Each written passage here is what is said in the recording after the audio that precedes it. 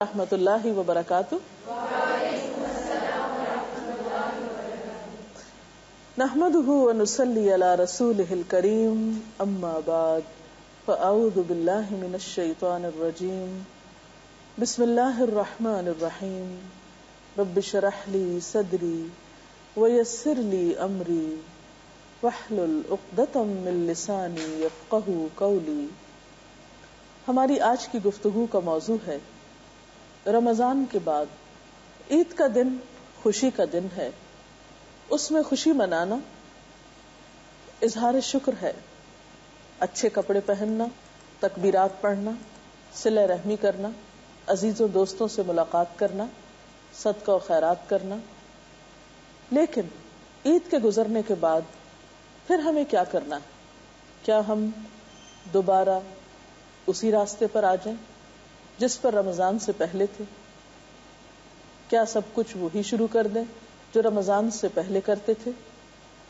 ہمیں سوچنا چاہیے کہ اللہ تعالیٰ نے ہمارے لیے رمضان کا مہینہ کیوں بھیجا، اس سے کیا مقصود تھا، اور کیا وہ مقصود ہمیں حاصل ہوا. اسی لیے ہم دیکھتے ہیں کہ شیخ عبد القادر جیلانی عید کے آداب اور فضائل کا ذکر کرتے ہوئے کچھ یوں فرماتے ہیں کہ لیس العید لمن لبس الجدید انما العید لمن خاف بالوعید. عید ان کی نہیں جنہوں نے عمدہ لباس سے خود کو آراستہ کیا، عید تو ان کی ہے جو خدا کی پکڑ اور وعید سے ڈر گئے. یعنی رمضان میں یہ احساس جاگزیں ہو جانا چاہیے ہم سب کے اندر کہ عید کی خوشیوں میں بھی یہ نہ بھولیں کہ جس طرح رمضان کا مہینہ ختم ہو گیا اسی طرح ہماری زندگی بھی ایک دن اپنے اختتام کو پہنچے گی. اور پھر آخرت کی زندگی کا پہلا دن کیا خوشیوں کا دن ہوگا یا پھر اللہ تعالیٰ کی ناراضگی کا؟ پھر وہ کچھ یوں کہتے ہیں لیس العید لمن تبخر بالعود انما العید لمن تاب ولا یعود. عید ان کی نہیں جنہوں نے آج بہت سی خوشیوں کا استعمال کیا، عید تو ان کی ہے جنہوں نے گناہوں پہ توبہ کی اور اس پہ قائم رہے. لیس العید لمن نصب القدور انما العید لمن سعد بالمقدور. عید ان کی نہیں جنہوں نے آج بہت سی خوشبوؤں کا استعمال کیا، عید تو ان کی ہے جنہوں نے گناہوں پہ توبہ کی اور اس پر قائم رہے. لیس العید لمن نصب القدور انما العید لمن سعد بالمقدور. عید ان کی نہیں جنہوں نے دیگیں چڑھائیں اور بہت سے کھانے پکائے، عید تو ان کی ہے جنہوں نے نیک بننے کی کوشش کی اور استطاعت کے مطابق سعادت حاصل کی. لیس العید لمن تزین بزینت الدنیا انما العید لمن تزود بزاد التقوی. عید ان کی نہیں جو دنیا کی زیب و زینت کے ساتھ نکلے، عید تو ان کی ہے جنہوں نے تقوی و پرہیزگاری کا توشہ بنایا. لیس العید لمن رکب المطایا انما العید لمن ترک الخطایا. عید ان کی نہیں جنہوں نے عمدہ سواریوں پہ سواری کی، عید تو ان کی ہے جنہوں نے گناہوں کو چھوڑ دیا. لیس العید لمن بسط البساط انما العید لمن جاوز الصراط. عید ان کی نہیں جنہوں نے اعلیٰ درجے کے فرش سے اپنے گھر کو آراستہ کیا، عید تو ان کی ہے جو پل صراط سے گزر گئے. حضرت علی رضی اللہ تعالی عنہ کو کسی نے دیکھا کہ عید کے دن خشک روٹی کھا رہے ہیں. دیکھنے والے نے کہا اے ابو تراب آج تو عید کا دن ہے. فرمایا ہماری عید اس دن ہے جس دن کوئی گناہ نہ ہو. وہب بن منبہ کو کسی نے عید کے دن روتے ہوئے دیکھا، کہا ھذا یوم السرور والزینہ، یہ تو مسرت اور شادمانی کا دن ہے. حضرت وہب نے فرمایا یہ خوشی کا دن اس کے لیے ہے جس کے روزے قبول ہو گئے. تو اس لیے رمضان کے اختتام پر ہمیں فکر اس بات کی ہونی چاہیے کہ ہماری وہ نیکی قبول ہو جائے، اللہ تعالیٰ کو پسند آ جائے جس کی خاطر ہم نے سب کچھ کیا. اس لیے عید کے بعد پھر دوبارہ 6 روزوں کا حکم ہمیں ملتا ہے جنہیں 6 شوال کہا جاتا ہے. یعنی رمضان کے بعد عید اور عید کے بعد پھر دوبارہ کچھ روزے. حضرت ابو ایوب انصاری سے روایت ہے کہ رسول اللہ صلی اللہ علیہ وسلم نے فرمایا جس شخص نے رمضان کے روزے رکھے اور پھر ان کے بعد شوال کے 6 روزے رکھے تو وہ ایسا ہے گویا اس نے ہمیشہ کے روزے رکھے. قرآن پاک میں آتا ہے کہ ہر نیکی کا 10 گنا اجر ملتا ہے. تو 30 کو اگر 10 سے ضرب دی جائے تو 300 بنتے ہیں, اور اگر 6 کو 10 سے دی جائے تو 60 بنتے ہیں. تو ایک سال میں تقریباً 360 اسلامی کیلنڈر میں دن ہوتے ہیں. تو اس طرح بھی اگر دیکھا جائے تو تقریباً سارا سال ہی انسان پھر روزے سے ہے جو ان 6 روزوں کی بھی پابندی کر لے. اس کے علاوہ اگر کسی عذر کی وجہ سے, کسی مجبوری کی وجہ سے رمضان کے کچھ روزے چھوٹ گئے ہوں تو ان کی قضا بھی جلد دے دینی چاہیے. قرآن پاک میں آتا ہے وَمَنْ كَانَ مَرِيضًا أَوْ عَلَى سَفَرٍ فَعِدَّةٌ مِّنْ أَيَّامٍ أُخَرَ, جو کوئی مریض ہو یا سفر پر ہو تو دوسرے دنوں میں روزوں کی تعداد پوری کر لے. لہذا کوشش یہ کرنی چاہیے کہ عید کے بعد نفلی روزوں سے پہلے فرضی روزے جو چھٹ گئے ہوں وہ ادا کر لیے جائیں. فرض روزے لگاتار بھی رکھے جا سکتے ہیں اور وقفے وقفے کے ساتھ بھی رکھے جا سکتے ہیں. حضرت عائشہ فرماتی ہیں کہ روزوں کے بارے میں پہلے یہ حکم تھا کہ روزے دوسرے دنوں میں مسلسل رکھے جائیں, لیکن بعد میں مسلسل روزے رکھنے کا حکم ختم ہو گیا, یعنی سہولت پیدا کر دی گئی.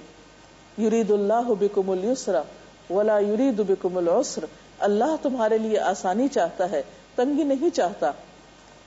حضرت عبداللہ بن عباس فرماتے ہیں کہ قضا روزے رکھنے میں الگ الگ روزے رکھے جائیں تو کوئی حرج نہیں, کیونکہ اللہ تعالیٰ کا ارشاد ہے کہ دوسرے دنوں میں گنتی پوری کر لو. تو اصل مقصود ہے گنتی پوری کرنا, جتنے دن کے روزے چھوڑے گئے ہوں اتنی تعداد میں دوسرے دنوں میں روزے رکھے جائیں. اور اگر کوئی شخص خدا نخواستہ روزے رکھے بغیر فوت ہو جائے رمضان کے بعد تو اس کے لیے حکم ہے کہ اس کے وارث اس کے روزے رکھیں. حضرت عائشہ کہتی ہیں کہ رسول اللہ صلی اللہ علیہ وسلم نے فرمایا جو شخص مر جائے فرض روزے باقی ہوں تو اس کا وارث قضا روزے رکھے. اسی طرح اگر غلطی سے وقت سے پہلے افطار ہو جائے یا وقت کے بعد سحری کھائی جائے تو بعد میں اس روزے کی بھی قضا کر لینی چاہیے. حضرت اسماء بنت ابی بکر کہتی ہیں کہ رسول اللہ صلی اللہ علیہ وسلم کے زمانے میں ایک روز ہم نے بادل کی وجہ سے روزہ پہلے افطار کر لیا, یعنی روزہ افطار کر لیا, بعد میں سورج نکل آیا. حدیث کے راوی کہتے ہیں کہ میں نے ہشام سے پوچھا کیا لوگوں کو اس وجہ سے قضا کا حکم دیا گیا تھا, تو ہشام نے جواب دیا قضا کے بغیر کوئی چارہ ہے, یعنی قضا کیا گیا. شوال کے روزوں کے علاوہ باقی سال میں بھی نفلی روزوں کا اہتمام کرنا چاہیے.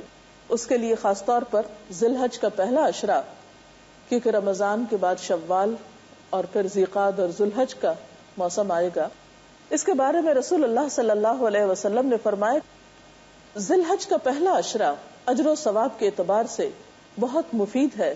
حضرت ابن عباس سے روایت ہے کہ رسول اللہ صلی اللہ علیہ وسلم نے فرمایا ذی الحجہ کے ابتدائی 10 دنوں کے مقابلے میں کوئی دوسرے ایام ایسے نہیں جن میں کوئی نیک عمل اللہ تعالیٰ کو ان دنوں سے زیادہ محبوب ہو.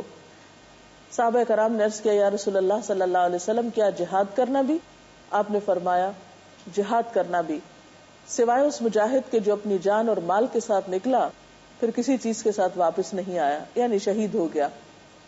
تو گویا ذی الحج کے پہلے 10 دنوں کے روزے بھی بہت افضل روزے ہیں, اور خاص طور پر 9 تاریخ کا روزہ.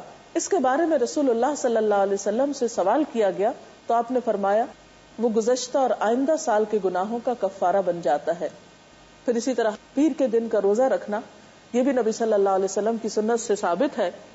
آپ صلی اللہ علیہ وسلم سے سوموار کے روزے کے بارے میں پوچھا گیا تو آپ نے فرمایا یہ وہ دن ہے جس میں میری ولادت ہوئی, اسی دن میری بعثت ہوئی, اسی دن مجھ پر وحی نازل کی گئی. اس کے علاوہ ہر ماہ کے 3 روزے رکھنا پسندیدہ ہے.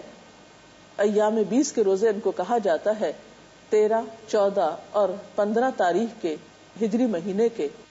آپ صلی اللہ علیہ وسلم نے فرمایا رمضان کے بعد سب سے افضل روزے محرم کے مہینے کے ہیں, اور فرض نمازوں کے بعد سب سے افضل نماز رات کی نماز ہے, یعنی تہجد کی نماز. آخر میں سوال یہ پیدا ہوتا ہے کہ اس ایک ماہ کی آسمانی تربیت سے ہم سب نے کیا سیکھا ہے. تو آئیے ان چیزوں کو دوہرا لیتے ہیں. روزہ رکھنا, فجر سے پہلے اٹھنے کی عادت, کھانے میں ڈسپلن اور اعتدال, غیبت, چغلی, بددیانتی اور ایذا رسانی سے شعوری طور پر بچنے کی کوشش, ذکر کی عادت, بھوکوں کا احساس, ہمدردی اور خیرخواہی, صبر اور شکر, تقوی, وقت کی پابندی, ضبط نفس, تزکیہ نفس, نیکیوں میں سبقت. جو کچھ ہم نے اتنی کوشش سے پایا, اب ہماری کوشش یہ ہونی چاہیے کہ ہماری یہ عادات اور یہ نیکیاں ہمارے ساتھ باقی رہیں، آئندہ بھی ہمارے ساتھ برقرار رہیں.